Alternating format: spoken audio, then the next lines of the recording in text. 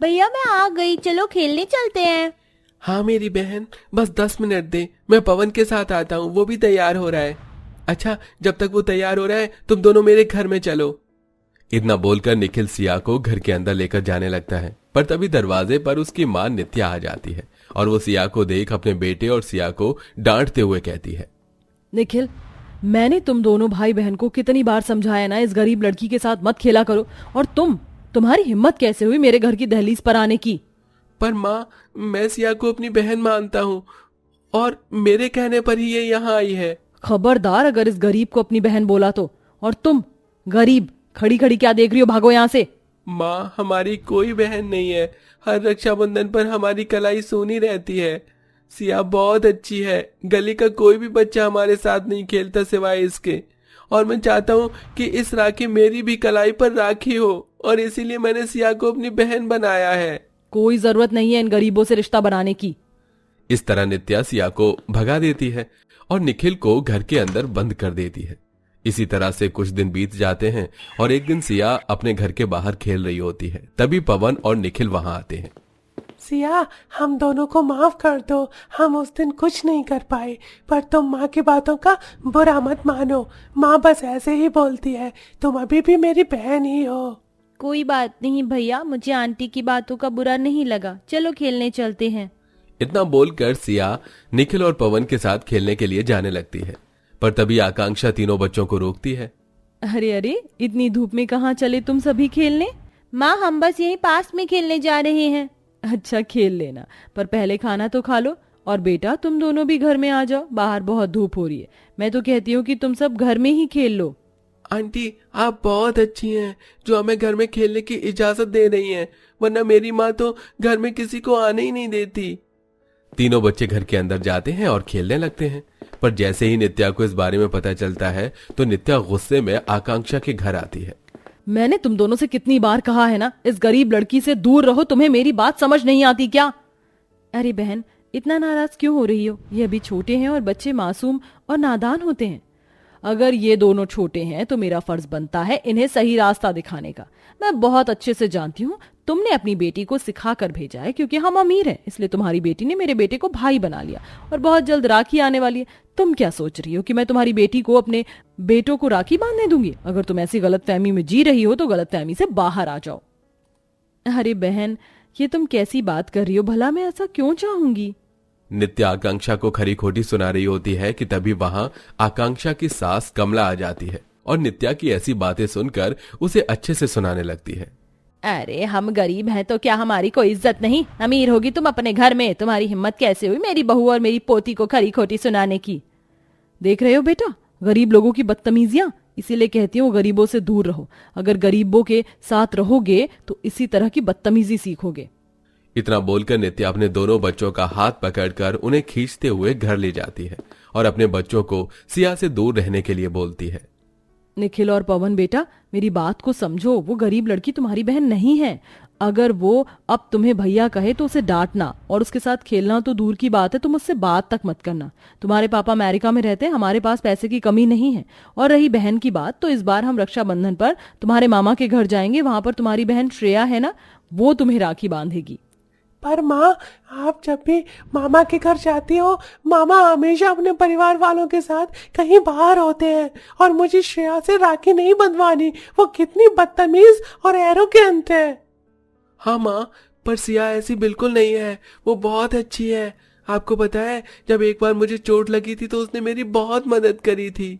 चुप करो, बहुत कर ली तुम दोनों ने उसकी तारीफ। खबरदार अब उसका नाम भी लिया तो। वो तुम्हारी बहन नहीं है और ना ही कभी बन सकती है। नित्या अपने दोनों बच्चों को खूब डांटती है। नित्या हर वो कोशिश करती है जिससे वो अपने बेटों को सिया से दूर रख सके, पर वो जितना ही बच्चों को दूर करती, वो बच्चे उतना ही एक दूसरे के करीब आते हैं। ऐसे ही एक दिन नित्या शॉपिंग करने मार्केट जाती है, जहां उसका एक कार से छोटा सा एक्सीडेंट हो जाता है। पर मार्केट में आकांक्षा भी होती है जो ये सब कुछ देख लेती है, और जल्दी से आकांक्षा नित्या को डॉक्टर के पास ले जाती है। डॉक्टर, नित्या ठीक तो है ना? उनके हाथों में ज्यादा चोट तो नहीं लगी? चोट ज्यादा तो नहीं लगी है, पर फिर भी नित्या जी को 1 महीने आराम करना होगा। वो अपने हाथों से कोई काम नहीं कर सकती। कोशिश करना कि आप अपनी सहेली के घर के काम को करो, उनके हाथों पर ज्यादा वजन न पड़े। वैसे मैंने पट्टी कर दी है। डॉक्टर, मेरे घर में कोई नहीं है। अगर मैं काम नहीं करूंगी तो मेरे घर की देखरेख और मेरे बच्चों को कौन संभालेगा?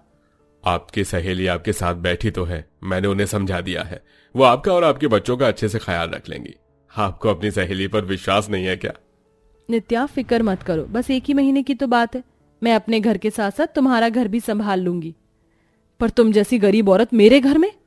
नित्या इससे आगे कुछ बोल पाती कि उससे पहले उसे याद आ जाता है कि वो अस्पताल में है। अब नित्या मुंह बनाकर अपने घर जाती है और आकांक्षा भी अपने घर जाकर अपने घर का सारा काम खत्म करके जल्दी से नित्या के घर जाती है और उसके बच्चों की देखभाल के साथ साथ उसके घर के सारे काम करती है। आकांक्षा की अच्छाई देखकर धीरे धीरे नित्या की नफरत उसके लिए कम होने लगती है। आकांक्षा, क्या मैं तुम्हें अपनी सहेली बना सकती हूँ? क्या मैं तुम्हारी सहेली? अरे नहीं बाबा नहीं, तुम में और मुझ में जमीन आसमान का फर्क है। भलाई गरीब इंसान किसी अमीर का दोस्त कैसे बन सकता है? सही कहा तुमने, तुम में और मुझ में बहुत फर्क है। तुम इतनी अच्छी कैसे हो सकती हो? तुम्हारी जगह अगर कोई और औरत होती तो वो मेरा चेहरा देखना पसंद नहीं करती। मैंने तुम्हारे साथ जो सुलूक किया उसके बाद भी तुम मेरे बच्चों का और मेरा ख्याल रख रही हो। कैसे ना रखूं? मेरी बेटी सिया तुम्हारे बेटों को अपना भाई मानती है और तुम्हारे बेटे भी मेरी बेटी को बहन मानते हैं, तो उस हिसाब से तुम मेरी बहन जैसी सहेली हुई। और ये सब तो मैं बस एक इंसानियत के नाते कर रही हूँ। मेरे बच्चे बिल्कुल सही कहते थे, तुम और तुम्हारी बेटी बहुत अच्छे हो। बस मैंने ही तुम्हें कभी समझने की कोशिश नहीं की। मुझे माफ कर दो। अरे आप तो माफी मांगकर मुझे शर्मिंदा कर रही हैं, और तुमने ही तो कहा था कि अब मैं तुम्हारी सहेली हूँ और दोस्ती में कैसी माफी। अच्छा मैं चलती हूँ, शाम होने को है। मैंने खाना बना दिया है और निकाल कर भी रख दिया है, खा लेना, नहीं तो ठंडा हो जाएगा। इतना बोलकर आकांक्षा वहां से चली जाती है। अगले ही दिन रक्षाबंधन होता है और अब भी नित्या के हाथों में पट्टी बंधी होती है, पर फिर भी नित्या अपने दोनों बेटों के साथ मार्केट जाती है और सिया के लिए कुछ तोहफे खरीदती है और राखी लेकर अपनी गरीब सहेली के घर पहुंचती है। अरे नित्या, तुम यहाँ और इतना सारा सामान लेकर आई हो? डॉक्टर ने तुम्हें आराम करने के लिए कहा था ना, और थोड़ी देर बाद तो मैं खुद आने वाली थी तुम्हारे घर, और तुम्हें ये सब लाने की क्या जरूरत थी? कैसे जरूरत नहीं थी? आज राखी है, मेरे दोनों बेटों को सिया से राखी बंधवानी है। और वैसे भी क्या एक अमीर सहेली अपनी गरीब सहेली के घर नहीं आ सकती? आ सकती है, पर इतना खर्चा करने की क्या जरूरत थी? अरे यार, तुम इतनी टेंशन क्यों लेती हो? मैंने तुम्हारे ऊपर 1 रुपया खर्चा नहीं किया। ये तो मेरे बेटे अपनी बहन के लिए लेकर आए हैं। अब जल्दी से सिया को बुलाओ और उससे कहो अपने भाइयों को राखी बांधे। अभी बुलाती हूँ। आकांक्षा सिया को घर में बुलाती है। सिया पवन और निखिल को अपने सामने देखकर बहुत खुश होती है और वो अपने मुंह बोले भाइयों की कलाई पर राखी बांधती है, जिसके बाद निखिल और पवन उसे गिफ्ट देते हैं। हम दोनों ने कहा था ना कि हम इस बार तुमसे ही राखी बंधवाएंगे। हम भाइयों ने अपना वचन पूरा किया। थैंक यू भैया अपना वचन पूरा करने के लिए, और थैंक यू आंटी भैया को यहाँ लाने के लिए। लास्ट टाइम आप जिस तरह से भैया को यहाँ से लेकर गए थे, मैं तो डर ही गई थी। उस दिन के लिए अपनी आंटी को माफ कर दो सिया, पर तुम्हारी आंटी अब तुमसे वादा करती है कि हर साल इसी तरह तुम भाई बहन रक्षाबंधन मनाओगे। इस तरह एक अमीर सहेली अपनी गरीब सहेली के घर जाती है और रक्षाबंधन के त्योहार को दोनों सहेली एक साथ मिलकर सेलिब्रेट करते हैं।